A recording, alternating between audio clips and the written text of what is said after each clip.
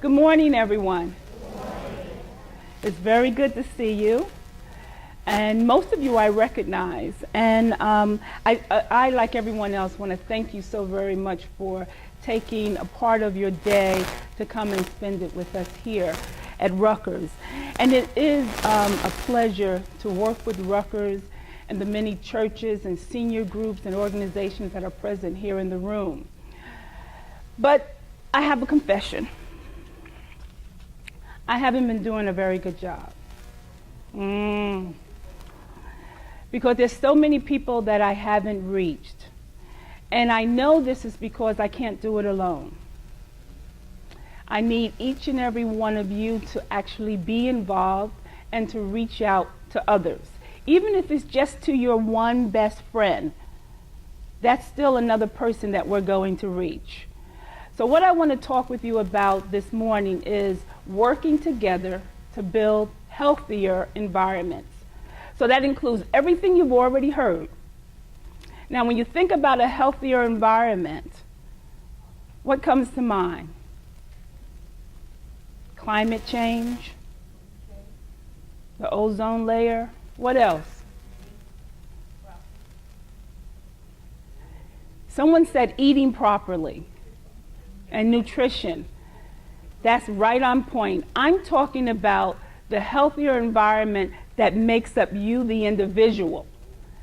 Okay? Now, do we need to worry about climate change and pollution? Yes.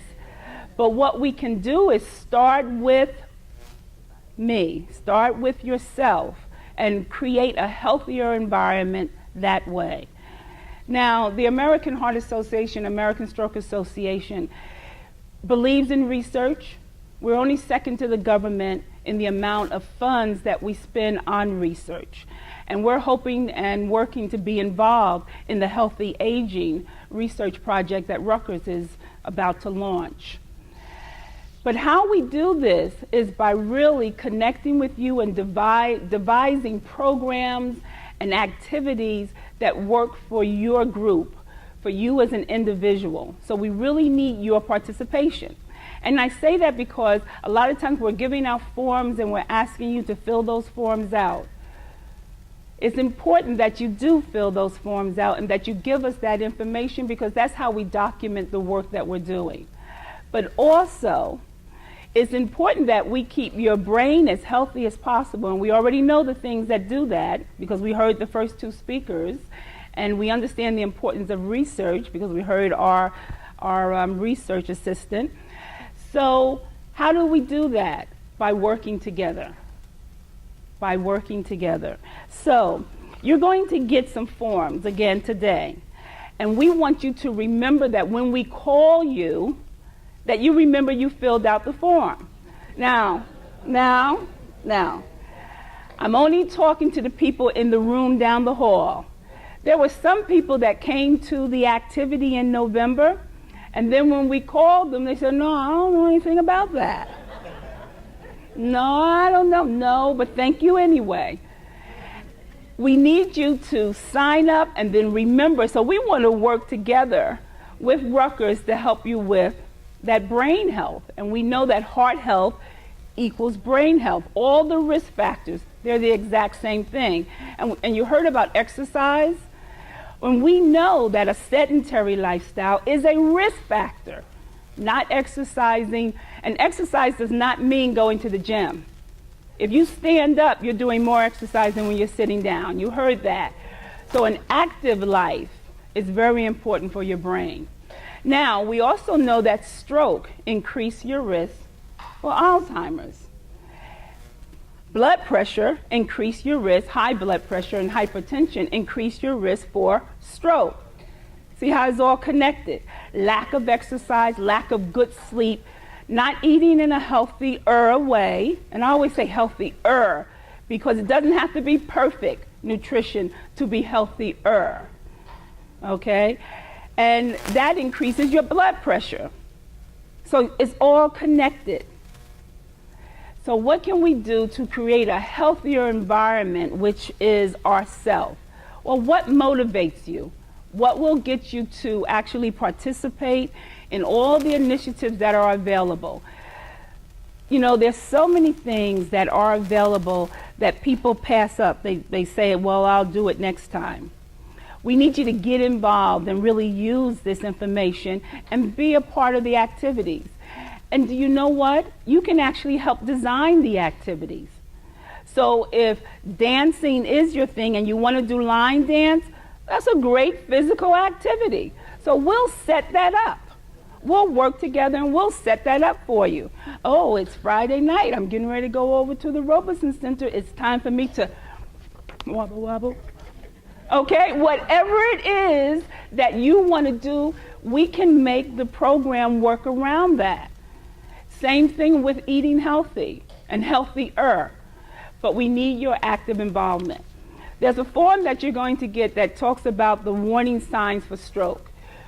We've always said that we need you to know that these things are very important because they happen in the brain, and it might be the person next to you that's going to actually see that something's happening to you.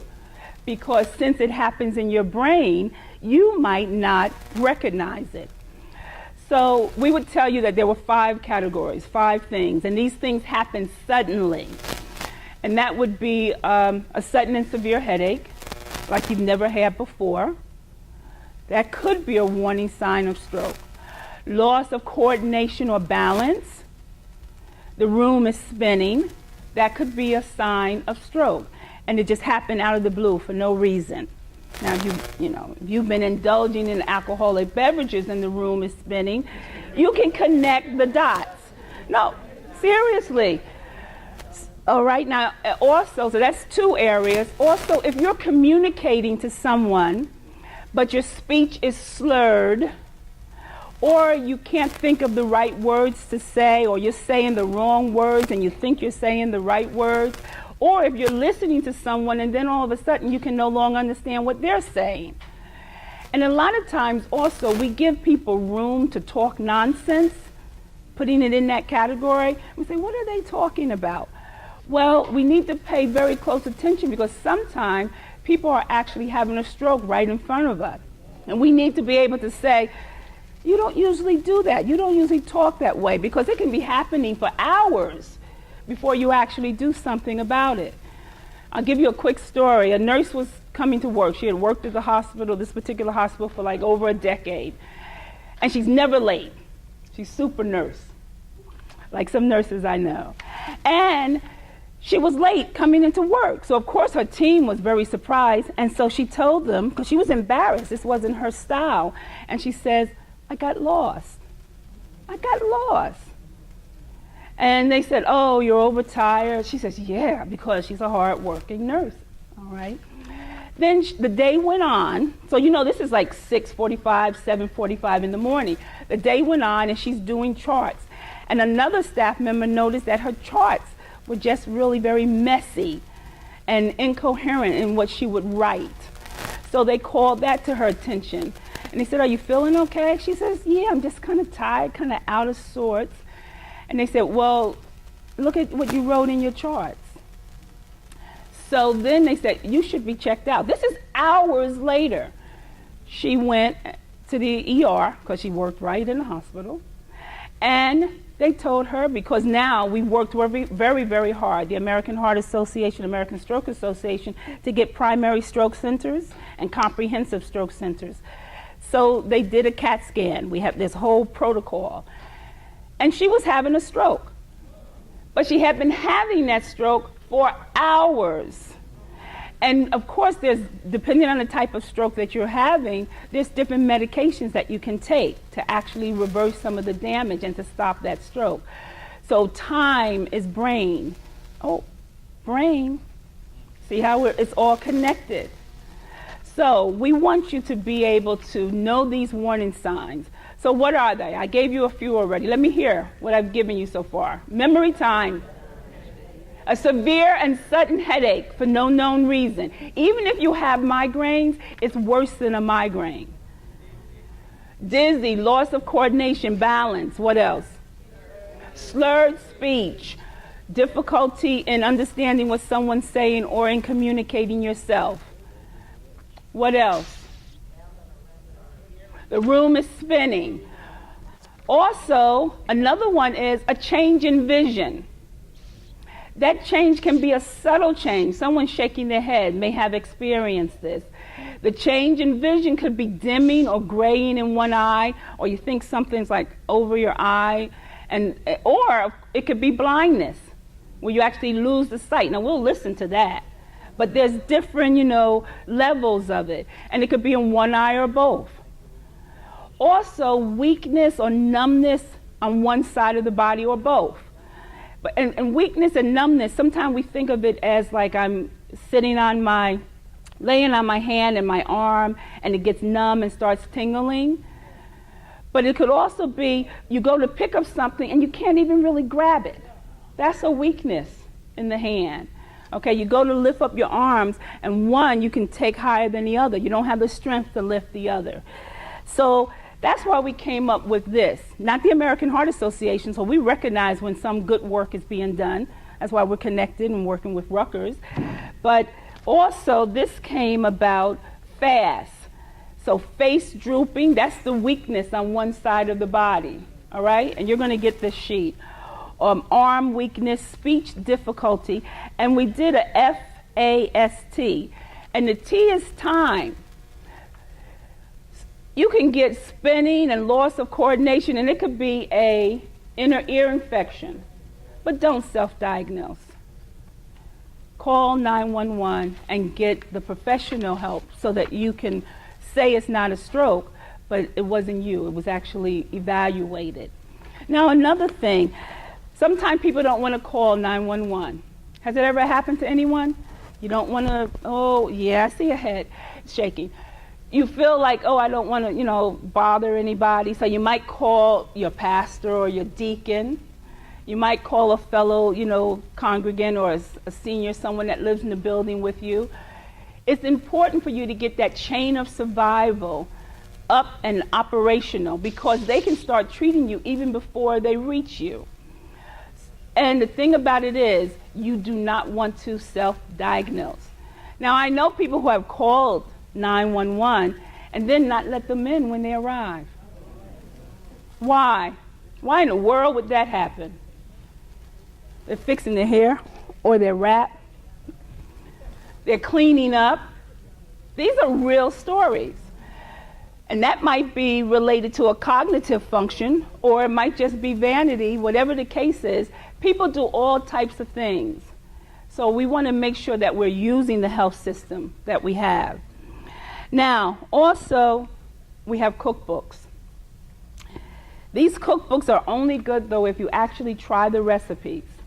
And when we talk about a healthier environment, if somewhere in your abode, in your home, there's a can, no matter what size, and in that can is that seasoned good grease. Oh, you don't know what I'm talking about. No matter what size that can is, if you have that in your environment, then the removal of that can, I'm not talking about pouring it off into another can so you can get rid of all the sediments, but actually removing it and not using it to season your greens and your string beans and your vegetables, etc., your gravies, then you're actually doing something to create a healthier environment by removing that can and not keeping the contents. Don't try to change what I'm saying. Okay? Now, also, when we talk about the recipes in this book, they are good. They are tasty. Many of you have tasted some of them. So am I telling the truth? Okay. Now, also, this book has good reading in it. So it talks about your blood pressure and what your numbers should be. Just a few years ago, we were striving to get people to have 120/80 as their blood pressure. That was like the goal. But because we continue to learn about blood pressure, we know now we should strive to have it below 120/80. Now that's the general. We're talking general public. Of course, we come in all different sizes, and all of that impacts, your blood pressure as well. And as we age, our vascular system, gets older too. So even if we're looking great, our vascular system is older from whatever lifestyle we've lived. So our blood pressure is likely to go up, even if it was good. So we need to take our blood pressure on a regular basis. How many of your sites or homes have blood pressure monitors in them? Well, if they don't, you need to really reach out to me, because we can supply that. And we can only supply it, of course, while the supply lasts. But we want you to take your blood pressure. Now, of course, when you go to your doctor, your healthcare provider, you take your blood pressure. You get your blood pressure taken. We're talking about learn to take it yourself. Learning to take it yourself doesn't mean necessarily that you're doing the physical work, but you're going over to someone and saying, help me with this, I want to take my blood pressure. How many people have ever stopped in a pharmacy or a supermarket and used the blood pressure kiosk? Okay? Now, that's also you being active. We want you to be active. People that are participating in our Healthy Living Blood Pressure Initiative, which includes cooking well and eating better, as well as exercise, or rather, let me say physical activity, so we don't think of a gym, but physical activity and stress reduction. They're going to get those type of supplies that they need, and training of a team to do that. How many people right now, if I asked you what is your blood pressure, can actually say what your blood pressure is? Meaning, the last time you took your blood pressure. Okay, that looks like about 10% of the room, maybe 10, 15 people. When we go to the doctor, we're so happy that the doctor goes, well, that's pretty good, that we don't say, well, what is the exact number? We should not only ask for the number, we should do what? Write it down. And that's what we're trying to get people to do. Why are we trying to do that? Because we know that if people can control and manage and be aware of their blood pressure, we're going to reduce stroke, which of course is not going to contribute to Alzheimer's, right? And we're going to improve lives. We're going to improve your cardiovascular health, which is going to improve your brain health. So it's very, very important. Now, another healthier environment item to work on is your sodium, or your salt, or your sea salt, or your seasoned salt, or your onion salt, or your garlic salt. They're all salt. Oh, I don't use that. I only use kosher salt. Oh, no, sea salt. Like the new commercials about, I'm not going to name any brand, but here's these French fries. It's already fried, so therefore it's no good for us. And it has sea salt on it. Oh, I'm so glad, because now I can have it. And again, we love and we cultivate a taste for food. But you can also cultivate a taste and truly enjoy healthier food. It doesn't have to be bland. Okay, you can season with herbs and spices. And we've proven that by the food that you partake of, in some of our gatherings here.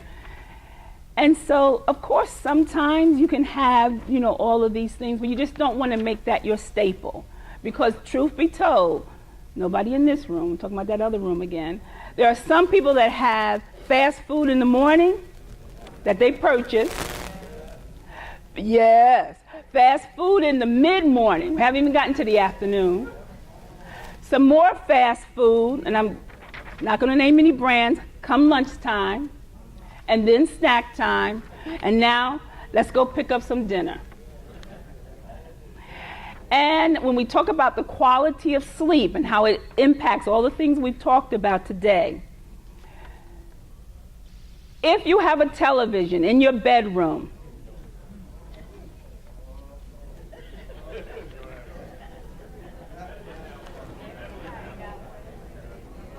I don't care the size of it.